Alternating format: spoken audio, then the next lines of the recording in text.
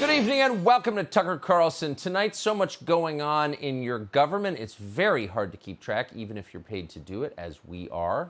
Here's one interesting thing that nobody noticed. On Saturday, some unnamed actor, some subterranean vermin in the House of Representatives, inserted what turned out to be a remarkable provision into the so-called budget reconciliation bill. Almost nobody outside the Congress noticed it was there, and that's really not surprising.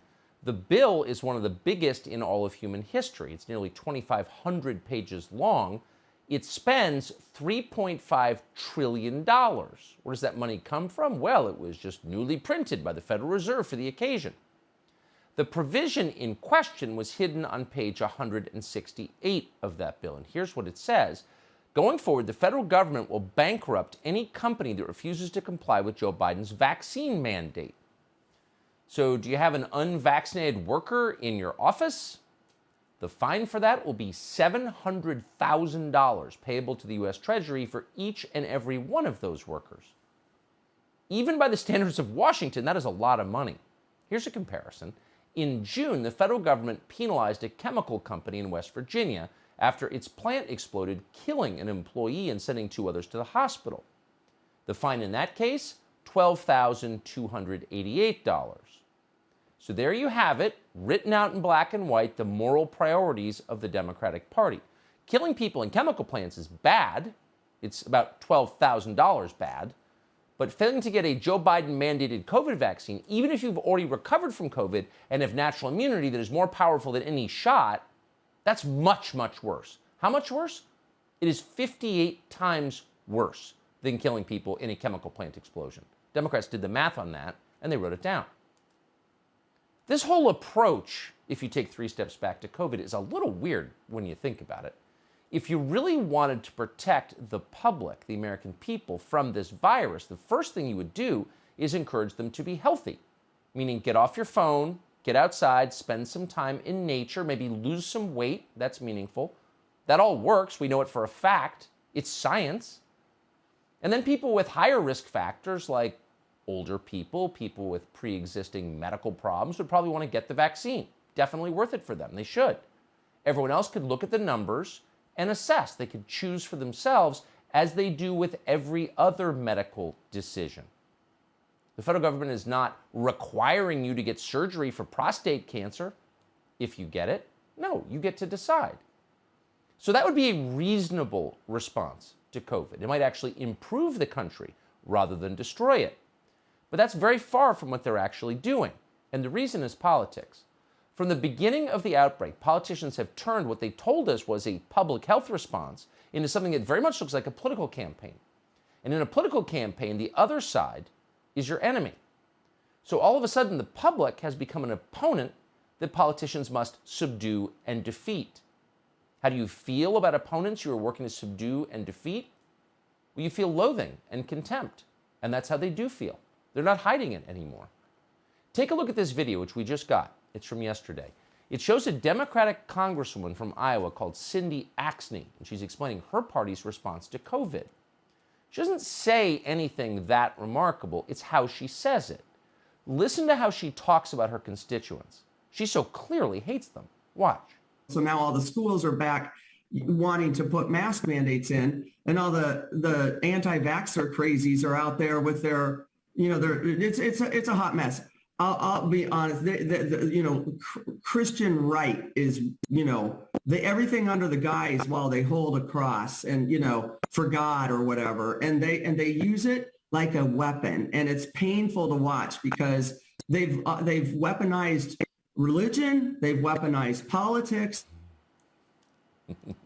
Yeah, the Christians are weaponizing it. Notice all the abortion clinics they closed. Oh no, it was Democratic politicians who closed the churches. Actually, speaking of weaponizing public health. But you just heard the congresswoman, the anti-vaxxer crazies, the Christians holding a cross for God or whatever. It's hard to remember those are actually human beings she's talking about, some of the weakest human beings in our country. But you would never know they're real people because she clearly loathes them. She hates them. You hear this tone a lot from politicians all of a sudden. A lot. It's not sympathy. It's certainly not empathy. It's not even a sincere attempt to make people better or healthier. It's hate. Here's the mayor of New York threatening to hurt anyone who doesn't get the shot, whether they need it or not. Listen.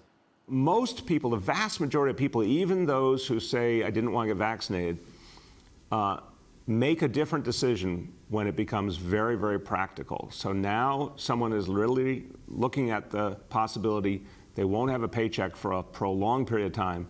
They may even lose their job ultimately. A lot of people are going to look at that and say, hold up, okay, I'll get vaccinated. Oh, we'll take your paycheck away. Just punch you in the face or starve you to death. Won't even beat up your kids. Turns out if you hurt people enough, they will do exactly what you say. So that actually works. Bill de Blasio is clearly a moron, but even he understands that. And it does work. United Airlines just announced it is firing nearly 600 people. Why are they doing that? Well, they don't want to pay tens of millions of dollars in fines. So now 600 people who last week worked United Airlines are unemployed. Oh, by the way, they have no health insurance. That's how we're making America healthier. Got it? And it's not just happening in the airlines. In hospitals across the country, mass firings are now underway. Where's the Congress on this? Good question. Meanwhile, one hospital system in North Carolina just canned 175 people. Remember, this is a public health crisis we're living through, right? So maybe we shouldn't empty the hospitals of their seasoned employees. There was already nationwide a severe shortage of nurses. Hospitals are closing wings because there's no one to staff them, and now there are fewer people. None of the people who've been fired will be able to collect unemployment, by the way. They're done. They're destroyed. They're not just punished, they're crushed.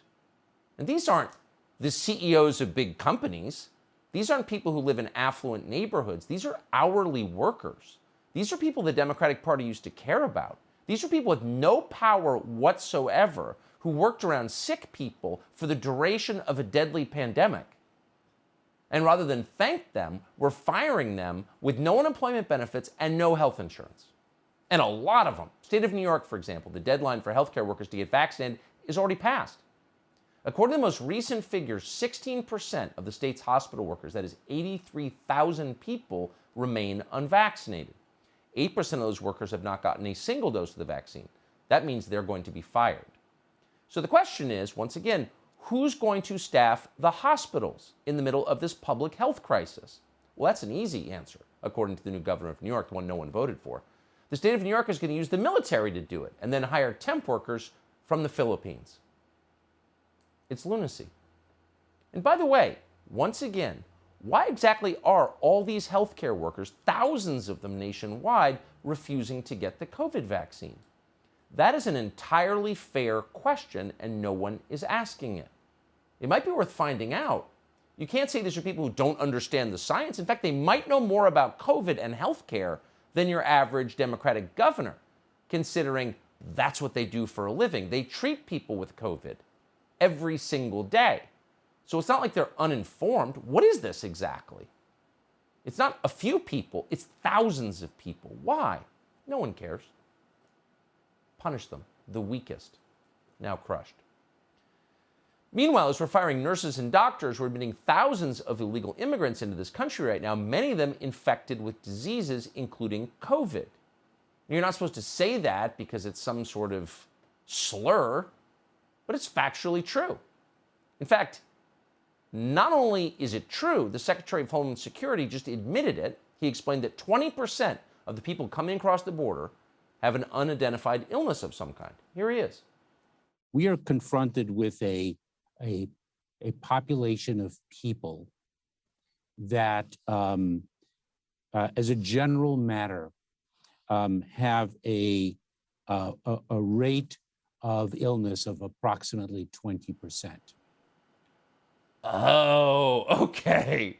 So we're firing healthcare workers because they won't get the vaccine and then letting in thousands of people whose identities we can't verify, who are sick with diseases we can't always identify, including COVID. None of them are required to get the vaccine, in contrast to the nurses we just fired. That leaves our hospitals short-staffed, many more sick people coming in who will need treatment at public expense. Who's doing this? And why? What is the point? They're telling us that healthcare workers need to be fired immediately because they're a threat to the country. This is all happening very, very quickly, and it's happening without any medical basis whatsoever. Remember, it was just last year that Joe Biden was telling us that healthcare workers are heroes, and he was right. To all the doctors and nurses working in the ICU units, hope you all know you're truly some of the greatest heroes this nation has seen. Take Tracy in Massachusetts. She's a nurse who's been treating veterans with COVID-19. Every day she's had to put on a hazmat suit and go to work for 12 hours, days on end. If it wasn't for folks like Tracy, our own families wouldn't have a chance to be reunited. You want to find a hero in America? They're all around us, and Tracy's one of them. Don't often endorse Joe Biden videos, but that's 100% right. Anyone who's ever been sick and ever spent any time in the hospital knows that one good nurse makes all the difference. They really are some of the best people in the country. So why are we firing thousands of them? Why is Joe Biden doing this? As a scientific matter, it doesn't make any sense. Unvaccinated healthcare workers do not pose a threat to their vaccinated patients or coworkers, period. If you're vaccinated, you will likely be fine. That's what the data show. That's what they tell us day after day. Vaccinated people have a greater chance of dying from a lightning strike than they do of dying from COVID. They're more likely to die of a bee sting or a dog attack or from choking to death on their food. Those are the numbers we hear them very often. So why are unvaccinated people a threat to them? Not one person has answered that question. No one's even asking it. Why are we firing them? Why are we blaming them? Why are we in their face, attacking them, demonizing them? But no one's pushing back, so it's accelerating. This is coming to the Border Patrol as well. It's coming to the entire federal government. Mass firings are likely to occur in the Border Patrol's ranks when the federal government's vaccine mandate is enforced later this year. It's crazy. But if there's one sad lesson, maybe the saddest lesson of this pandemic, it's that authoritarianism is very popular with certain parts of the population. And if you need evidence of that, take a look at the scene last night in the New Jersey gubernatorial debate. Listen to the crowd's reaction as Phil Murphy equates not getting the COVID shot to drunk driving. Saying that it's your call and governments can't mandate a vaccine or no masking is akin to supporting drunk driving. It impacts both the person who's driving drunk, but all the rest of us. That's not the way we beat this. How is it like drunk driving? How do unvaccinated people hurt anybody? Hey, Phil Murphy, got a second? We've got some time. Why don't you explain that to us? It was just a year ago or so that a politician who got on stage and said that would be laughed off the stage.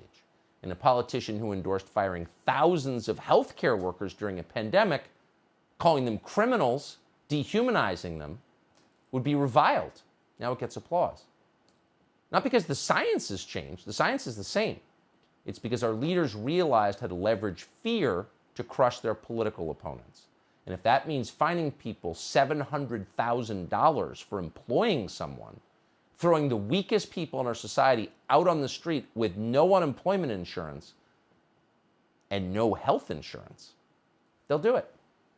Hey, Sean Hannity here. Hey, click here to subscribe to Fox News YouTube page and catch our hottest interviews and most compelling analysis. You will not get it anywhere else.